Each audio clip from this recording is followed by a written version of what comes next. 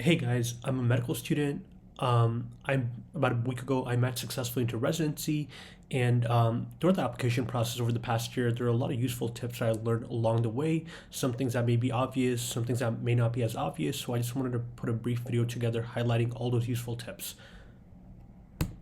Before I go into the tips, I just want to say take anyone's advice with a grain of salt, including my own. This is just my advice. You may see things differently. Another program director might give you advice that's completely different. So take anyone's advice with a grain of salt. Before I actually go into the advice, I also wanted to just put out the important dates, particularly for the class of 2023, which is going to be applying this upcoming application cycle. June 2022 is when ERAS opens for submission. September 2022 is when you can actually begin submitting your ERAS application. Generally from October 2022 to February 2023 is when the interview season happens. You generally get a lot of interviews early in the application cycle, and then usually fewer and fewer later in the application cycle. And then in March 2023 is when, for the class of 2023, you'll have the rank order list due and match day as well. And the last thing I want to do before actually going to the tips as well is just go over what are the factors that are most important when looking at whether applicants successfully match or not. The first one is clerkship grades. I'm not going to spend too much time on it. It's pretty obvious. The more honors you get, the better off you'll do. Obviously, in some specialties, like if you're applying to orthopedics, it tends to be more competitive. So just be aware of factors like that. Next, letters of recommendation. Typically, you're going to get 3 to 4 letters of recommendation, and that does not include the dean's letter. I'll talk about letters of recommendation in a second as well, but it's important to get letters of recommendation from people who know you as well, who know you incredibly well, and hopefully someone you've worked with over a couple of years and not just at rotation. In the past, Step 1 score also played a very important role, but given the fact that now Step 1 will be pass-fail, a lot of program directors have mentioned that they're going to use and focus more on Step 2 score when they're figuring out what applicants to interview or not. Another thing that doesn't get talked about as much, but which is also incredibly important, is your interview performance. You can have an incredibly good application, but if you're not able to interview well, if you don't, on interview day, it doesn't seem like you're interested in the school, that can be a major red flag for the school and could mean that even for a great applicant, you don't get into that particular school. So it's really important to focus on the interview performance as well. And I think these 4 factors that I bolded are probably the most important factors that you want to focus on as you're kind of getting ready to submit your ERAS application, or even for first-year medical students when they're trying to figure out what factors that they should focus on as you're thinking about residency applications. 2 other factors which I think are important but probably not as important as the above 4 are research productivity and extracurriculars. With regards to research productivity, the importance varies a lot depending on what specialty you're applying into. If you're applying to a specialty like dermatology, obviously it plays a more important role than say if you're applying to something like psychiatry. And then lastly, with regards to extracurriculars, I think all of us at one point were college students applying for medical school. When we're doing those medical school applications, extracurriculars play a very important role. For residency applications, they don't play the same important role, but it's important to have a couple of interesting things on your application, particularly because they can often spark conversations with your interviewers. So let's actually now get into the tips. The first tip I wanted to give you is it's important to connect with program directors for schools that you're interested in. And what I recommend is reach out to the program directors for these different schools, both prior to submitting the application and after submitting your ERAS. And in general, what I recommend is send them an email, no more than 1 paragraph, highlighting why you want to go to that school. And in this email, you could highlight things like maybe the fact that you have family near that school and that's why you really want to go there. Or you can also highlight unique opportunities that school offers. So for instance, say you're really interested in research, you can mention, you know what, you have XYZ professor and he does this research and I'm really interested in that. And so that's why I want to go to that school. This is something, connecting with program directors and emailing them isn't something a lot of people do.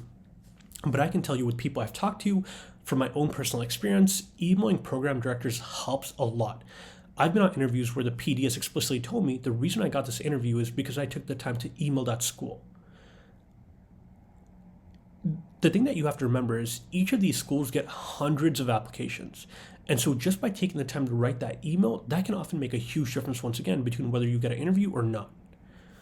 One caveat to all this is for more competitive programs, emailing the program directors likely won't make a difference. But to schools where which are not as competitive, I think this can make a huge difference. And once again, I can tell you from my own personal experience, it made a huge difference in the number of interviews I got. The next tip I wanted to give is this kind of builds on something I've already mentioned, but it's prepare for your interviews. You can have a really amazing application, but if you don't interview well, you're not going to get accepted. And to go over a few concrete tips for how to do well in the interview, the first thing I want to mention is practice with multiple faculty members. The more you practice, the better you get, because you'll notice the same questions pop up repeatedly. So the more practice with faculty members, friends, the better off you'll be. Another thing I think you could also consider is getting paid interview prep.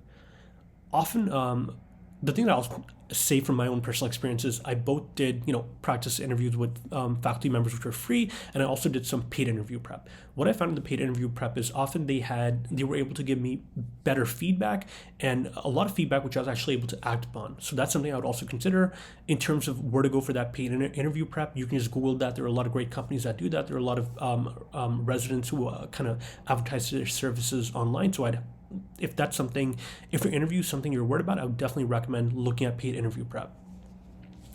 Another important thing kind of goes without saying, but it's really important to practice commonly asked interview questions, including behavioral questions. And some of the ones that I just want to tell you from my experience that I got almost on every interview that you should definitely be prepared for is, why the specialty? Tell me about yourself. And then what are your strengths and weaknesses? I got this on virtually every interview that I did. So while I don't recommend, you don't necessarily have to have an answer memorized, have a good idea of where you want to go with that. And for each of these questions, so for instance, like the tell me about yourself, even though I didn't have an answer memorized, for that, there was a couple of things I wanted to highlight on the answer, a couple of unique aspects of me. So whenever I was asked that, I was able to highlight that and led to a great conversation between me and the interviewer. So be aware of that. And like I also mentioned, also be aware that you might get asked behavioral questions. This is something that medical students this is something that programs are doing a lot more frequently than they were doing in the past. And behavioral questions might go something along the lines of, imagine there's a conflict with a team member. What would you do in that situation? So behavioral questions are a little bit harder to prepare for, but nevertheless, just Google behavioral questions, you'll see a great list, and make sure you have a rough idea of how you might answer some of the more common behavioral questions. And the last tip I have for preparing for interviews is make sure you research the programs ahead of time. So find out what's unique about that program and make sure you bring that aspect up to whoever you're interviewing with. And it shows that you have genuine interest, that you actually took the time to read up about the program. The next tip I wanted to go over is sending the letter of intent. You may or may not realize this, but sending a letter of intent can make a difference between whether they rank you at, say their top 20, 30 applicants versus not being ranked to match. It can make a huge difference. But the caveat to this is, if you send a letter of intent to, say, a very competitive top program in whatever specialty you're applying into, say you're applying to orthopedics and send a letter of intent to, for instance, HSS. At that program, it might not make a huge difference. But say you're a really good applicant and you send it to a less competitive program that you also really want to go to. A school like that, a letter of intent may have a more substantial impact on how they rank you versus, once again, a top tier program. So just be aware of that a letter of intent can be very helpful, but the effect it has is going to be modulated by how competitive that program is. Another tip I wanted to go over is spend time with activity descriptions.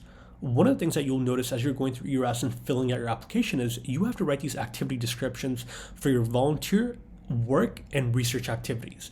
And so the only thing programs have is your description of those activities. So if you do a bad job describing your activities, that's all they have. They can't assume, you did X, Y, and Z if you don't talk about it.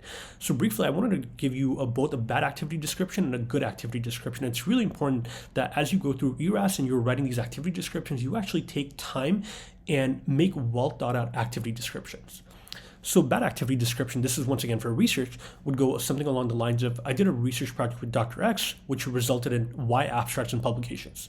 This activity description tells you nothing about what the project was about, what your role in this project was, and where the abstracts and publications were accepted.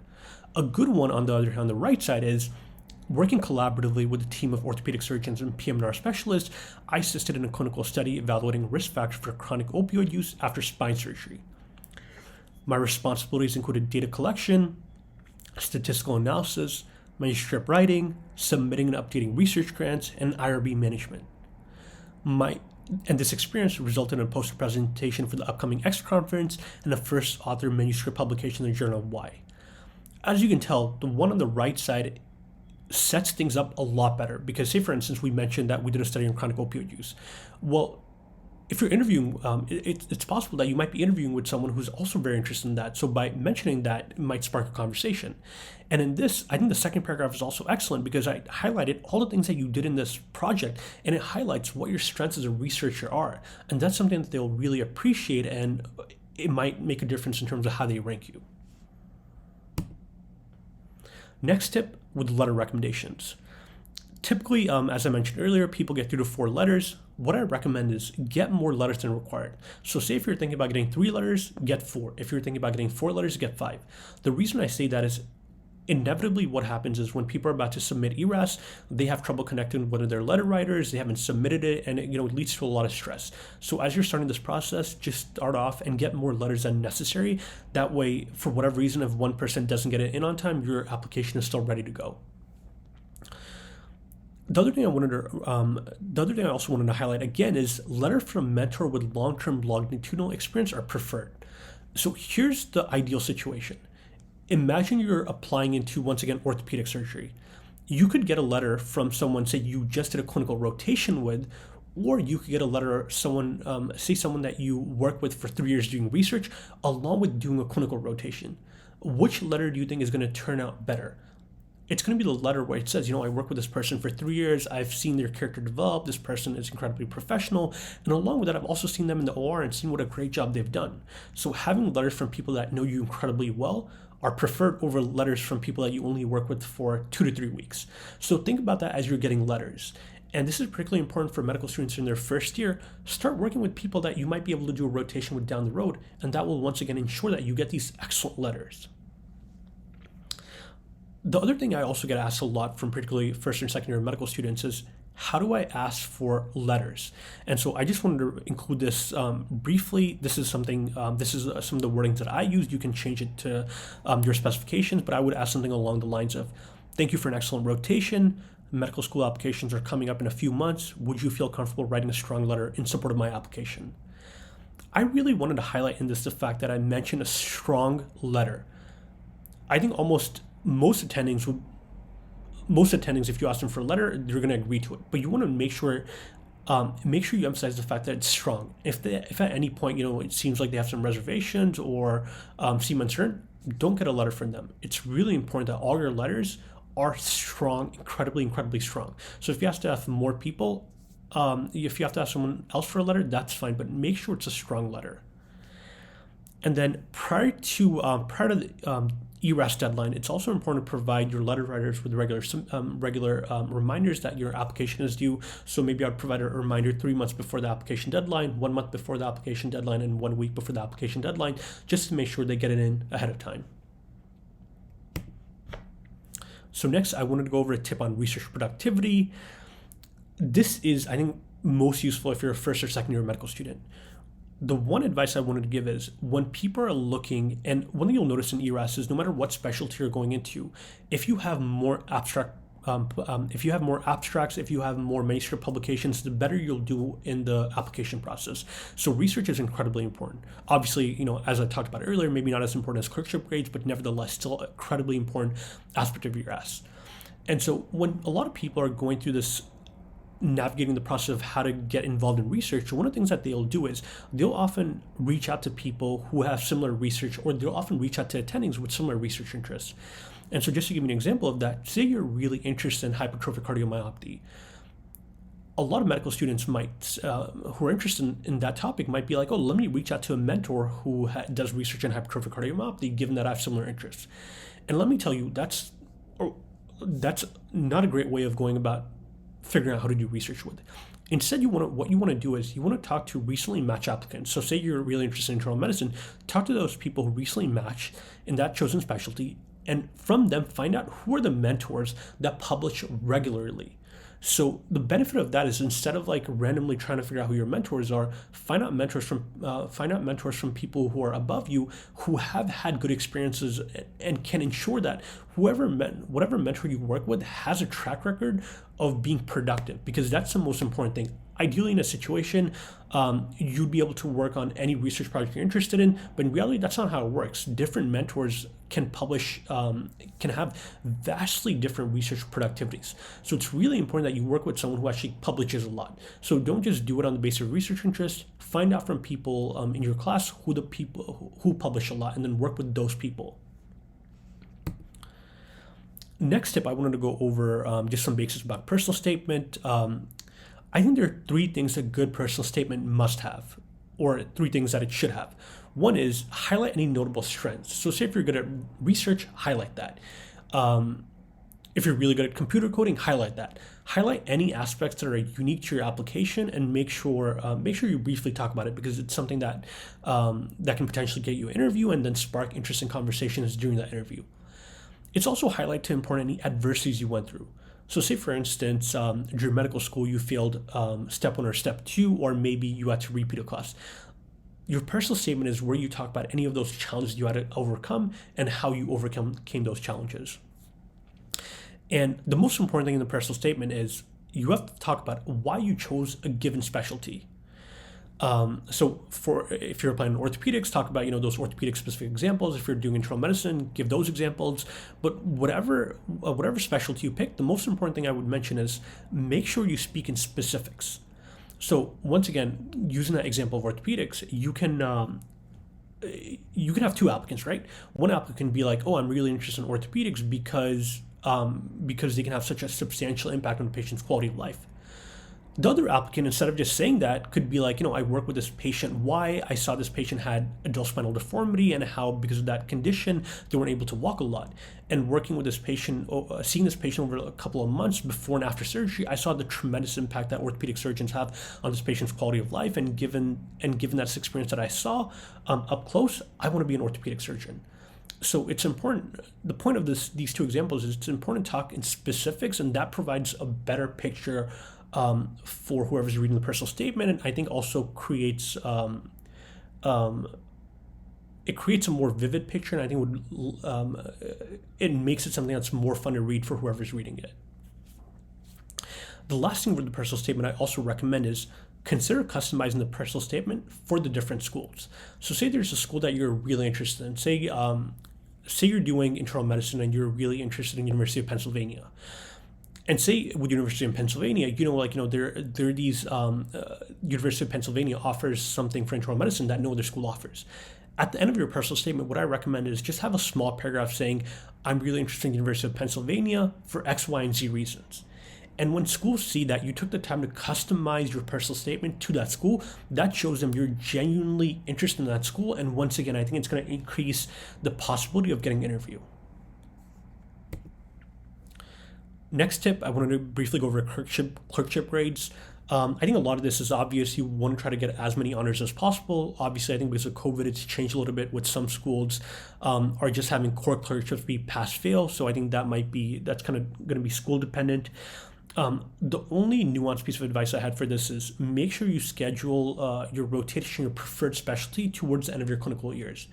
And what I mean by that is, say if you're interested in applying to general surgery, don't schedule your general surgery as the first clerkship rotation you do. Make sure you do it towards the end once you've had a lot of experience, and that can ensure that when you're on that rotation, you're going to be able to do a better job and hopefully get a better letter of recommendation from whoever you end up working with. Next tip, I just wanted to briefly go over some advice on volunteer and work experiences. As I mentioned when we talked about earlier, these volunteer and work experiences don't carry the same weight as when you were doing the med school application, although they can be still important in sparking a conversation. Also wanted to note that it's okay to include some experiences from college. I included some experiences that I had from college. I know a lot of other people do that, so it's completely okay. Another advice you'll often hear from program directors, and I think it's definitely true, is It's better to be a president of 2 clubs than a member of 10. So try to find a couple of clubs that you're interested in, and hopefully with time, as you spend a lot of effort in those clubs, you can be a president or vice president and include that on your application. That looks a lot better than, once again, just being superficially involved in a lot of different things. And the last thing I also wanted to mention for the volunteer and work experiences is try to obtain specialty specific experiences. So for instance, say you're interested in ophthalmology and your school has a free ophthalmology clinic. Try to find if there's a way you can get involved and provide free. Just try to see if there's a way you can get involved in those experiences, because having these experiences that are specific to your specialty look better, and once again will spark a better conversation during interview. Next, I wanted to go over some tips for step 2. Like I mentioned earlier, with step 1 now being pass-fail, greater emphasis will be placed on step 2 scores. What I recommend is start studying as early as possible for step 2, ideally during your first year.